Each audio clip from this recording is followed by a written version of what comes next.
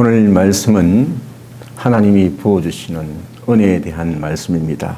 본 말씀을 보면 엘리사 선지자가 행한 이적들 가운데, 많은 이적들 가운데 하나입니다. 이 이적 안에는 하나님께서 하나님의 백성들에게, 우리들에게 베푸시는 하나님의 은혜와 따뜻함이 배겨져 있는 은혜의 말씀입니다. 본 말씀은 한 번은 선지자들, 제자들 중에 하나인 아내 중에 한 사람이 엘리사를 찾아와서 딱한 사정을 이야기했습니다. 남편이 빚을 지고 죽었다고 이야기합니다. 그런데 빚쟁이가 두 아이를 데려다가 종으로 삼으려고 한다는 것입니다. 딱한 사정을 들은 엘리사는 뜻밖의 질문을 합니다. 집에 남아있는 것이 무엇이냐 묻습니다. 그러니까 기름 한 병이 남아있다고 이야기합니다. 그러면서 이웃에 가서 빈 그릇을 가급적 많이 빌려오라고 합니다. 그릇을 빌려오자 이번에는 그 그릇에 남은 기름을 부으라고 했습니다. 기름을 붓자 모든 그릇에 기름이 가득 차게 되었습니다. 엘리사는 그 기름을 팔아서 빚을 갚으라고 했습니다. 그리고 빚을 갚고 남은 것은 생활비로 쓰라고 이야기했습니다. 결국 이 여인은 엘리사의 이적으로 빚도 갚고 경제적인 어려움에서 벗어나게 되었습니다. 그러니까 이 여인은 엘리사의 기적을 통해서 하나님의 따뜻한 부어주신 은혜를 체험하고 경험하게 되었습니다. 이 여인이 준비한 기름 그릇에는 하나님이 부어주시는 은혜가 담겨져 있습니다. 우리는 오늘 이 본 말씀 속에서 기름 그릇에 부어주시는 하나님의 은혜를 발견하게 됩니다. 그 은혜는 어떤 사람들에게 하나님께서 이런 은혜를 부어주실까요? 첫 번째 생각해야 될 것은 구하고 부르짖는 자에게 하나님은 은혜를 부어주시는 줄로 믿습니다. 오늘 본 말씀 1절을 보면 한 여인이 엘리사에게 부르짖으라고 되어져 있습니다. 남편이 죽고 빚만 두고 두 아들을 빼앗기게 된 절박한 상황 앞에서 그녀가 취할 수 있는 방법은 여러 가지가 있겠습니까? 부정적인 생각도 있을 것이고 또 여러 가지 생각이 교차하겠죠. 부정적인 태도를 볼 수 있습니다. 세상을 원망하고 현실을 비관하고 정으로 자식들이 끌려가는 꼴을 보기보다는 차라리 함께 죽자 이렇게 불평할 수도 있을 것입니다. 아니면 악을 쓰고 사람 나고 돈 났지 돈 나고 사람 났느냐, 죽어도 빚은 못 갚는다, 내 자식을 빼앗아 가려면 나를 먼저 죽이라고 그렇게 시위할 수도 있을 것입니다.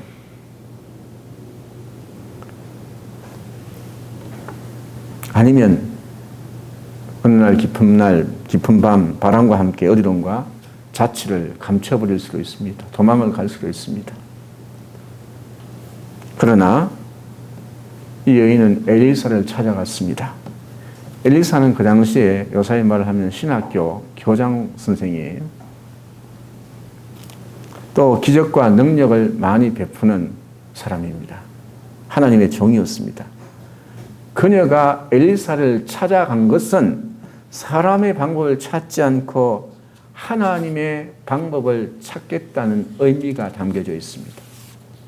다시 말하면 이 여인은 하나님은 이럴 때 어떻게 하실 것입니까? 하나님이 가지고 계신 방법은 어떤 것인가를 물었다는 것입니다. 이것은 성경은 기도라고 합니다. 시편 50편 15절 말씀에 보면 환난 날에 나를 부르라 내가 너를 건지리니 내가 나를 영화롭게 하리로다 말씀하고 있습니다. 시편 38편 11절 말씀 이하에 보면 사랑하는 친구들이 나의 상처를 멀리하고 친척도 멀리 떠나고 앞에는 올무가 가려놓여 있고 나를 해하는 자들이 하루 종일 나를 괴롭히고 근심과 걱정이 나를 누르고 있다고 다윗은 고백을 합니다. 그리고 난 다음에 38장 21절에서 22절 보면 여호와여 나를 버리지 마소서 나의 하나님이여 나를 멀리하지 마소서 속히 나를 도와주십시오. 주 나의 구원이시여라고 했습니다.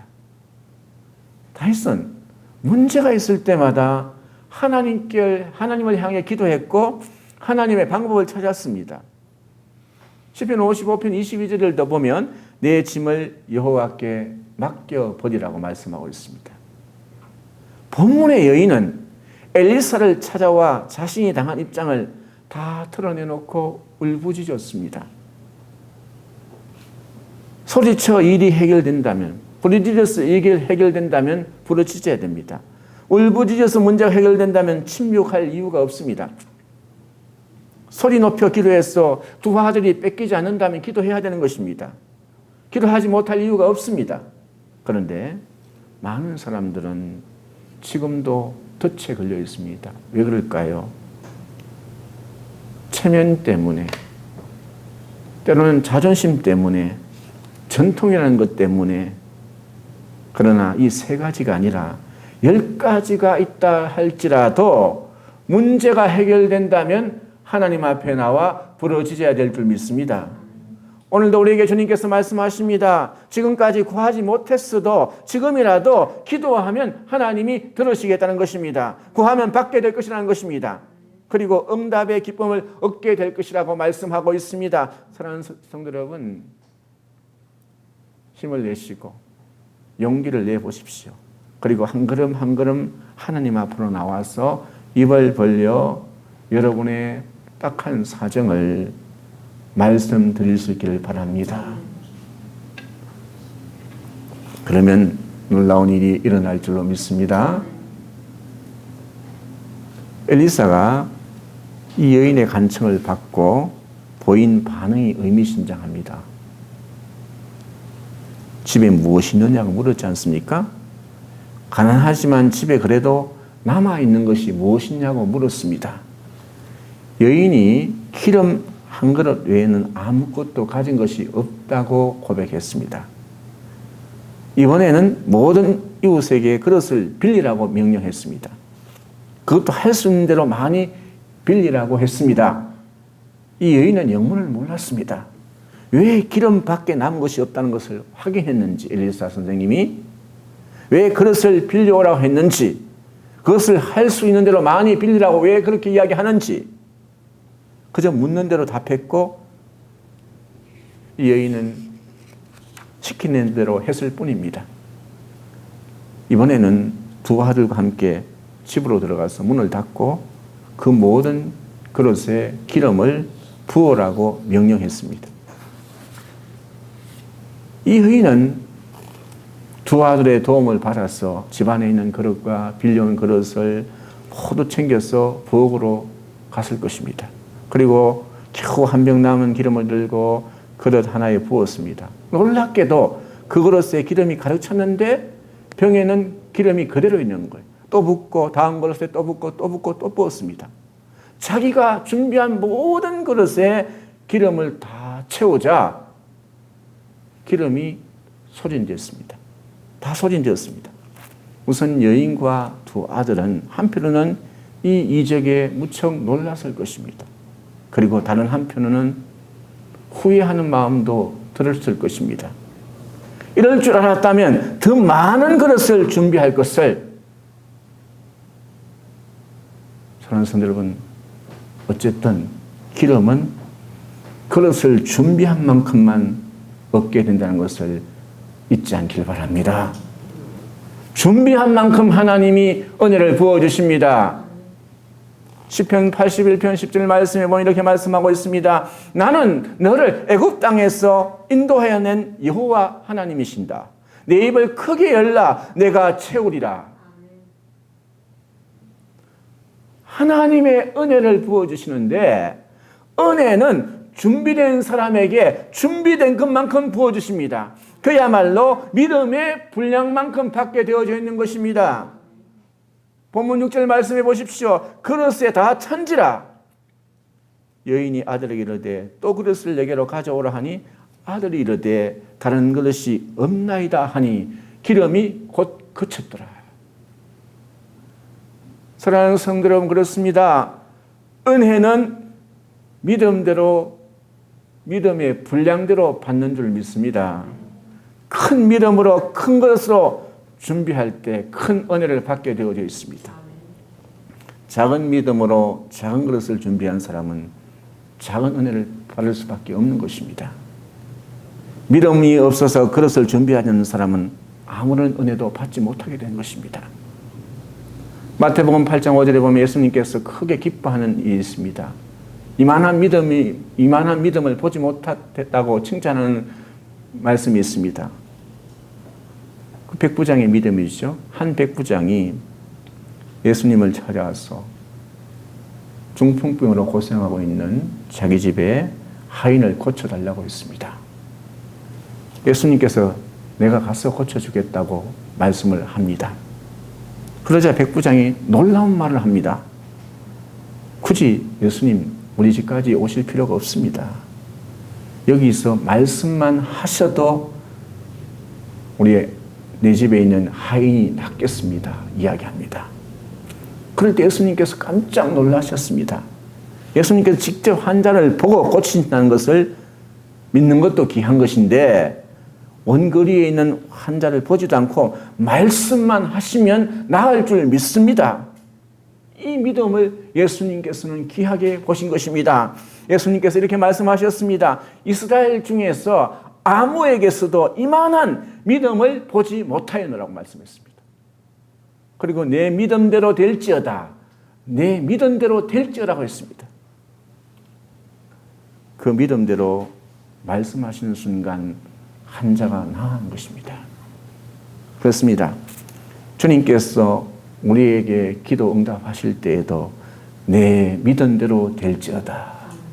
여러분에게도 말씀하십니다. 내 믿음대로 될지어다. 믿음의 분량에 따라 응답의 크기가 달라지는 것입니다. 이렇게 볼 때 믿음은 수원지로부터 물을 받아오는 파이프와 같은 것입니다. 큰 저수지가 있습니다. 큰 댐이 있습니다.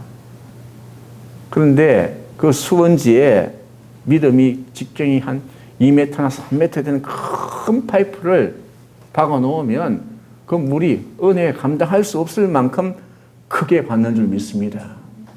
그러나 작은 믿음, 아주 작은 가나다란 한 50cm 되는 거, 그러면 은혜를 찔끔밖에 받지 못하는 것입니다.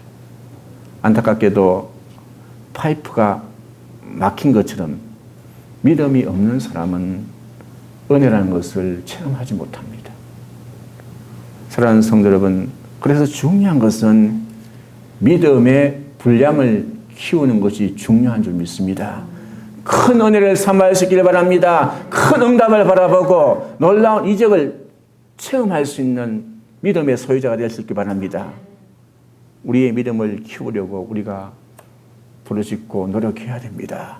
그러면 믿음의 분량에 따라 은혜가 내려오는 줄 믿습니다. 은혜가 부어진 줄 믿습니다. 이 여인은 넘치는 은혜의 부음을, 응답을 받았습니다.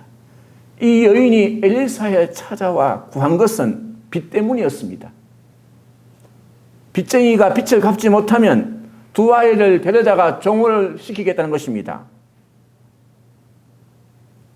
그렇기 때문에 빚을 갚게 해달라고 간청한 것입니다.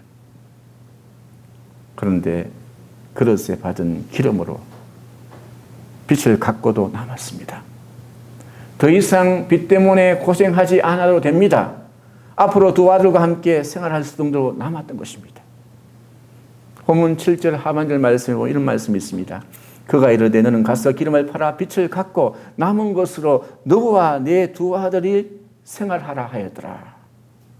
빚을 갚아 두 아들을 지키고 행복하게 생활하라는 당부입니다. 주님은 반드시 오늘날도 우리에게 영적인 것, 신앙적인 것, 신령한 것만 돕지 않습니다. 영적인 것, 신령한 것도 돕습니다. 그러나 우리의 어려운 삶과 환경과 삶을 돌보고 계시는 줄 믿습니다. 보고 계시는 줄 믿습니다.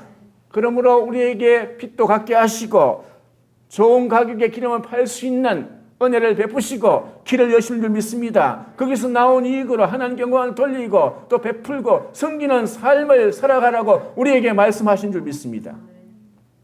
그렇습니다. 하나님께서는 여러분의 기도에 응답하시는 분이십니다. 마태복음 9장에 보면 중풍병자 한 사람이 침상채로 친구들에 의해서 예수님께로 나왔습니다. 사람들이 이 중풍병자를 고쳐달라고 했습니다. 예수님께서 먼저 이렇게 말씀하십니다.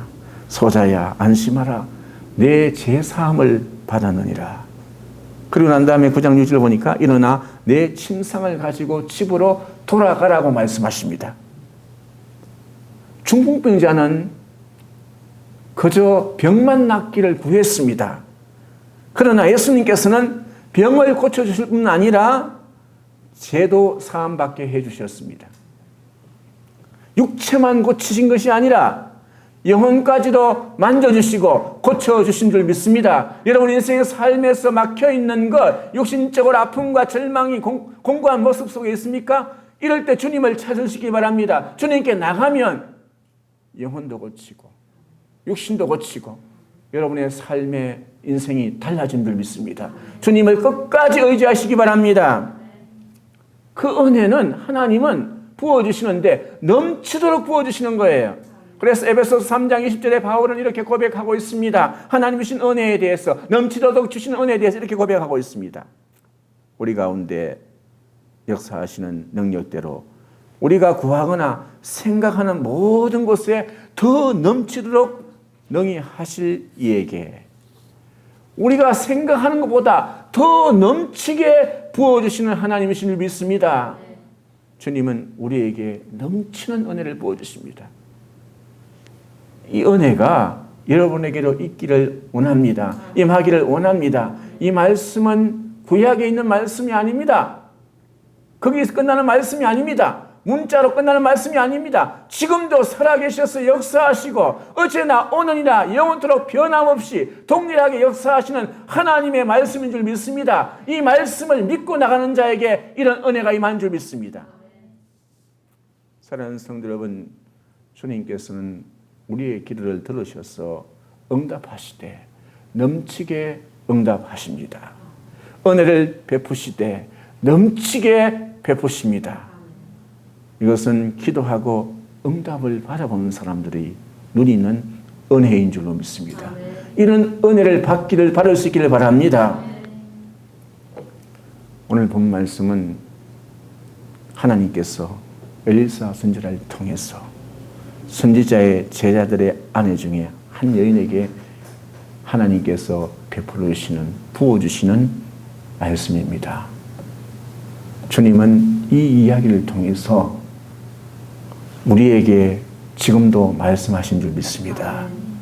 이 여인처럼 아픔이 있느냐, 빛이 있느냐, 인생의 슬픔이 있느냐, 고통이 있느냐, 그러면 그 기도 제목을 가지고 주님 앞으로 나오라고 말씀하십니다. 나올 때 큰 믿음으로 나오라고 말씀하신 줄 믿습니다. 그러면 넘치게 은혜를 부어주시겠다고 말씀하고 있습니다. 사랑하는 성도 여러분, 올여름 무척 더웠습니다. 이제 아침 저녁으로 선선한 바람이 붑니다. 무더운 여름이 지나고 가을의 초입에 들어섰습니다. 가을이 온다는 첫서도 지난 23일 지나갔습니다. 이 가을에 여러분 무엇을 해야 되겠습니까? 장로교회 목사의 아들로 태어나서 또 한국 교회에, 한국 신문학에 큰 영향을 준 인물이 있습니다. 김현성 시인입니다. 가을 기도가 있습니다. 이렇게 시작됩니다. 가을에는 기도하게 하소서. 낙엽들이 지는 때를 기다려 내게 주신 겸허한 모국어로 나를 채우소서. 가을에는 사랑하게 하소서. 오직 한 사람을 택하게 하소서. 가장 아름다운 열매를 위하여 이 비옥한 시간을 가꾸게 하소서. 여러분, 그가 말한 겸허한 모국어란 무엇이겠습니까? 기도를 가리키는 겁니다. 기도의 언어를 가리키는 겁니다. 바야흐로 기도의 계절이 왔습니다. 기도란 시든 내 영혼에 주님께 접속하여서 시든 내 영혼이 그분의 생기를 받는 거예요. 은혜를 받는 거예요. 그럴 때 이 세상에 가장 아름답고 엄숙한 생명의 역사가 일어나는 줄 믿습니다. 마지막 구절 말씀을 읽다가 큰 은혜를 받았습니다. 가장 아름다운 열매를 위하여 이 비옥한 시간을 가꾸게 하소서. 가을은 열매 맺는 계절입니다. 그 열매를 맺으려면 그 비옥한 시간마다 이 시간이 내 인생의, 내 삶의 가장 아름다운 시간이다. 지금이 가장 복된 시간이다. 이 믿음의 시간이다. 은혜의 시간이다. 이것을 갖고 나갈 수 있기를 바랍니다. 그럴 때 기도의 언어인 겸허한 모국어로 여러분의 텅 빈 가슴, 텅 빈 영혼이 있다면 기도로 채울 수 있기를 바랍니다. 은혜로 채울 수 있기 바랍니다. 그러면 하나님께서 그 인생들에게 하나님이 은혜를 부어주실 줄 믿습니다. 그렇게 약속하고 있습니다. 우리가 함께 읽은 로마서 5장 5절 말씀 이렇게 말씀하고 있습니다. 소망이 우리를 부끄럽게 하지 아니함은 우리에게 주신 성령으로 말미암아 하나님의 사랑이 우리 마음에 부은 바 됨이니. 하나님의 사랑이 지금도 살아 역사하셔서 부어주시는 줄 믿습니다. 하나님이 부으신 은혜가 여러분과 함께 할 수 있기를 간절히 부탁을 드립니다.